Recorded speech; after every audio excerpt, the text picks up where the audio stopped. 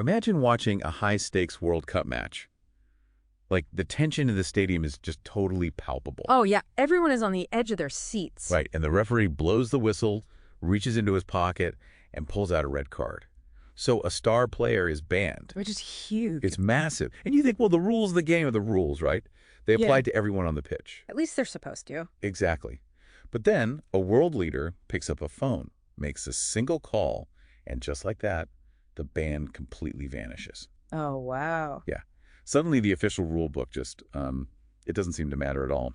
What happens to the game when power politics just casually overrides the entire system? I mean, it completely shatters the illusion we all buy into. We operate under this, unspoken assumption that massive organizations are untouchable. Right, like they're set in stone. Exactly. Whether we're talking about sports tribunals in Switzerland or Supreme Courts in marble buildings, we think they're these immovable, objective structures. But they're not. No. Moments like a red card being reversed reveal that they are actually quite permeable. They bend to leverage. And that tension right there is what makes today's sources so fascinating. So welcome to today's deep dive. It's great to be here. We have a lot to unpack. We really do. And for you, the listener, we are stepping away from the deep AI technical specs we've been covering lately.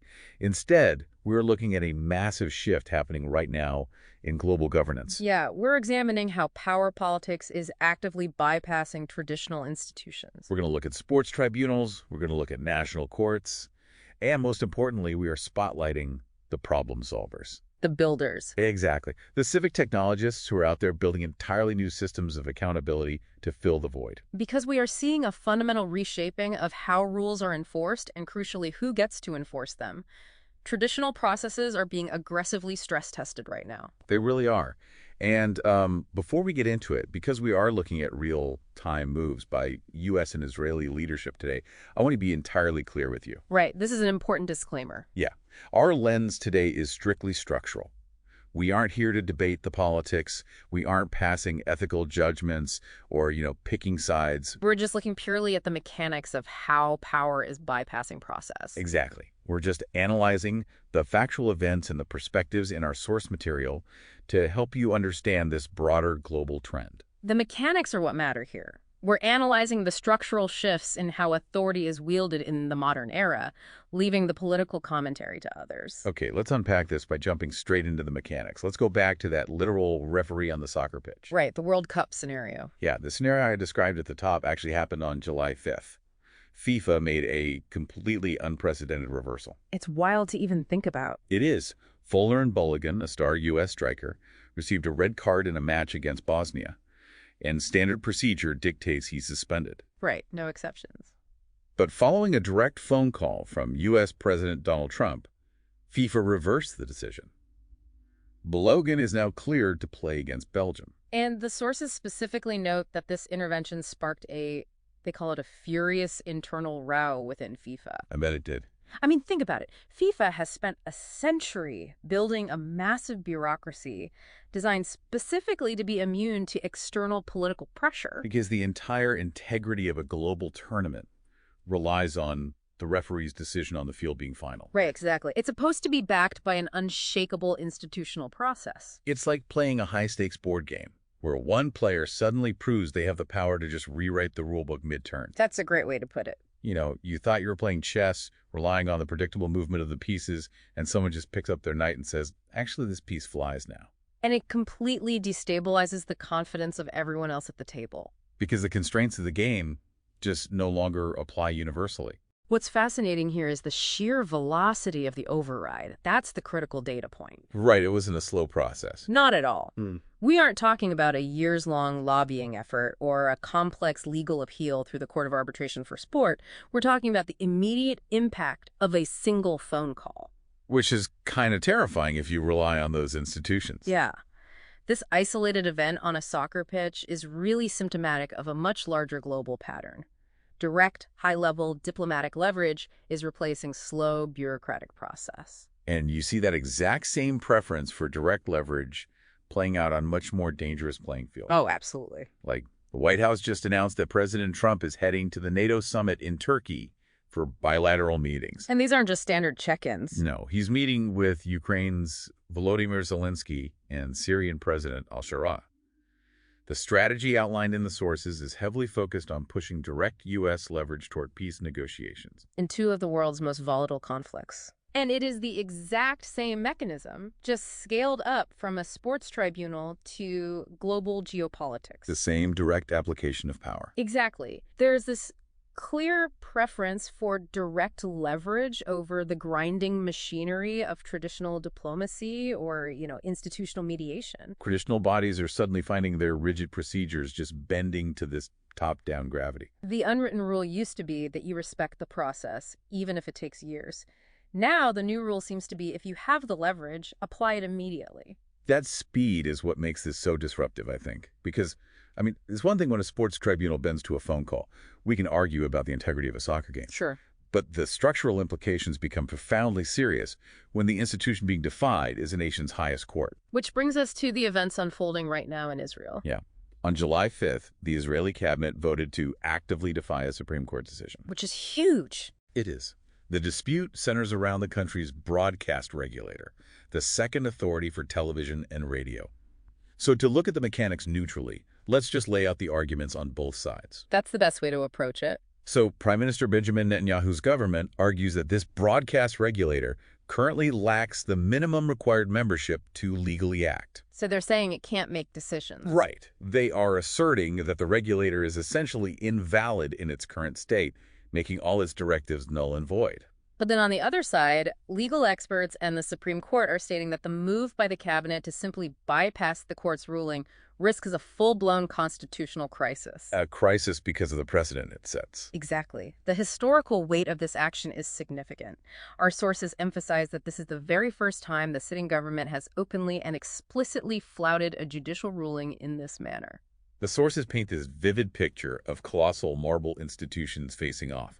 You have the domed courthouse on one side, the government ministry on the other. And this widening fissure cracking the stone floor right between them. Yeah. I look at this and realize how much of our society is based on, a collective hallucination. What do you mean? Well, if the ultimate referee of a country, the Supreme Court, blows the whistle and the players just ignore it, what does that actually mean for the everyday citizen? If we connect this to the bigger picture, it really exposes the inherent fragility of all our institutions. Because they're just ideas, right? Exactly. We tend to look at courts and government buildings, these massive structures made of marble and granite, and we think they possess physical power. They don't. No. Institutions are essentially just shared agreements. They only have authority because we all collectively agree to act as if they do. Think of a civil servant, right? Like a court clerk who has spent 20 years trusting that agreement. Right. They file the paperwork, the judge bangs the gavel, and the government just complies. It's this invisible architecture of trust. And the law is only as strong as the willingness to enforce it.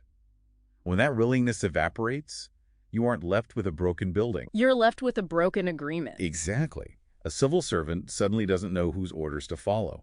That uncertainty is paralyzing for a society. Uncharted territory is exactly what it is. When the executive power of a state decides it will no longer honor that shared agreement, those imposing marble buildings suddenly look very, very vulnerable. But that uncertainty is also what is driving a whole new wave of innovation. Yes, the builder mentality. Because if traditional institutions are failing to hold power accountable, the immediate question becomes, who is building the new safeguards? We aren't just going to dwell on the friction today. We promise to spotlight the problem solvers. And the sources introduce us to this fascinating group of people called civic technologists. These are individuals actively stepping into the void left by fracturing institutional trust. Everyday people sitting at their laptops, building open transparency tools.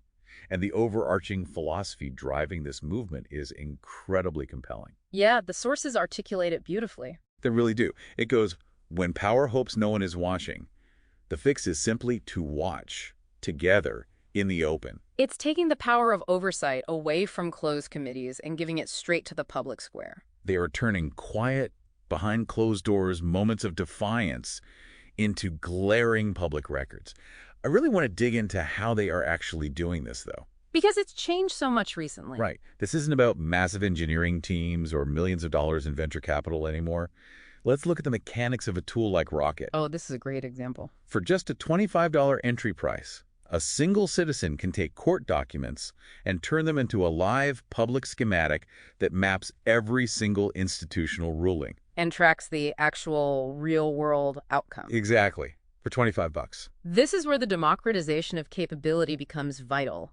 A tool like Rocket allows someone to use natural language to generate a production-ready application. But the key is where that application actually lives, right? Yeah, it deploys via platforms like GitHub and Netlify. For anyone outside the tech bubble, think of those platforms as bypassing the traditional corporate IT department. You don't need to buy servers or configure databases? No, not at all. You hit deploy, and your accountability dashboard is instantly accessible to anyone on the globe. And the barrier to entry just keeps dropping. Like the sources detail platforms like Bolt.new, where a citizen can create, edit, and deploy full-stack web apps directly in their browser. Just by talking to interface. Yeah, just natural language. And if you need a more complex architecture to track, say, global supply chain compliance or local zoning laws, you have autonomous AI teammates like Devin.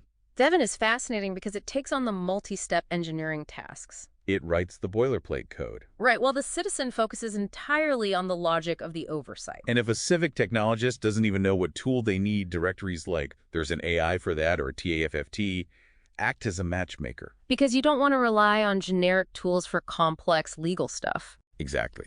Instead of trying to force a regular chatbot to parse complex legal text, TAFT helps citizens find purpose-built tools to solve their specific oversight problems. But, okay, I look at these $25 tools and I wonder if we're just building beautifully designed websites that autocrats and cabinets will simply ignore. That's a valid concern. So what does this all mean? I have to push back here. How does a slick dashboard actually force a government's hand? Does code actually translate to real-world power?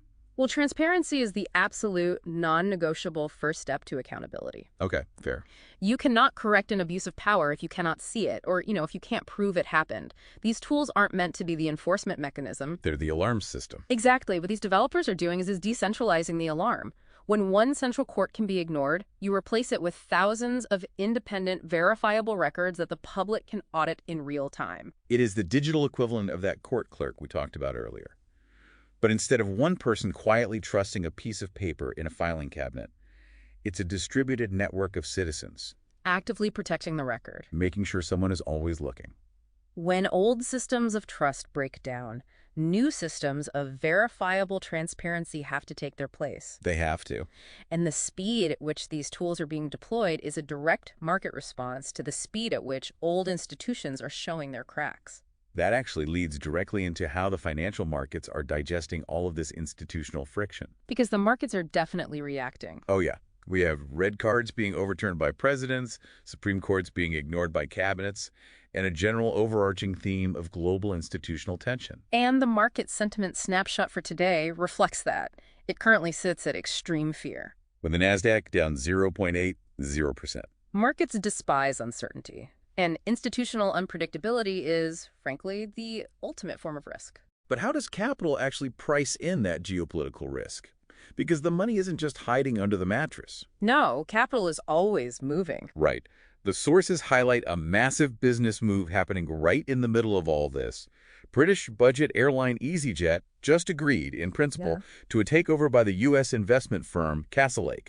The numbers on this acquisition are just staggering. It's a £5.5 billion deal. Here's where it gets really interesting. That translates to roughly $9.45 billion US dollars. Nearly $10 billion. Nearly $10 billion is exchanging hands, integrating thousands of employees and hundreds of aircraft across international borders, right while the rule books seem to be burning. Think of international capital like water flowing down a mountain. It doesn't care if the rocks, meaning our traditional institutions, shift or crack. It just finds a way around. It simply finds the next path of least resistance to the bottom, which in this case is yield and profit. So Castlelake's valuation models are absorbing all this geopolitical friction. Exactly, and they're determining that the European low-cost aviation market still offers a highly viable path forward. This might be the most fascinating takeaway from today's deep dive. In times of institutional collapse or severe friction, private contracts like massive mergers and acquisitions deals often replace public institutions as the primary source of global stability. Castlelake isn't relying on perfect harmony between governments. No, they are relying on the enforceability of their own private contractual frameworks. Because builders, whether they are civic technologists spinning up transparency apps in a browser or investment firms scaling global aviation networks, operate in the reality of the present. They don't wait for perfect weather to make their moves. They realize the friction is just the new terrain. That's a profound way to look at it. Let's recap the journey we've been on today. We started by watching the official rulebook of a World Cup pitch get bypassed by a single phone call. Showcasing the raw velocity of top-down leverage. Then, we watched a national cabinet openly defy its own Supreme Court, exposing the fragility of the invisible architecture of trust that holds society together. But then we pivoted to the problem solvers. We explored how civic technologists are utilizing highly accessible AI tools to build decentralized alarm systems, Turning quiet defiance into glaring public records. and finally, we watched nearly $10 billion flow across the Atlantic to buy a budget airline. Proving that progress and capital don't pause for political friction, they just build new contractual frameworks to bypass it. This raises an important question, and it's one I hope you, the listener, take some time to reflect on. I'd love to hear it. When you look at the systems that govern your own life, from your local city council to the platforms where you consume your information, how do you verify your trust in them? Are you relying on the quiet historical agreement that the rules will just be followed, or are you actively looking for mechanisms that can prove it? That is the defining question for the next decade. Because the traditional marble institutions can be overridden by a single phone call, and if digital transparency tools built by solo developers are becoming our best new watchdogs, it leaves you wondering about the future. It really does. Will the most powerful and trusted institutions of tomorrow even have physical buildings? Or will they simply be open-source code bases, fully verifiable by anyone at any time, acting as the ultimate decentralized referee? It's a massive paradigm shift. We started today with a game where the rulebook was thrown out. Maybe the next rulebook won't be written on paper at all. Something to think about. Absolutely. Thank you so much for joining us on today's deep dive. Keep questioning the systems around you, keep looking for the builders, and we will catch you next time.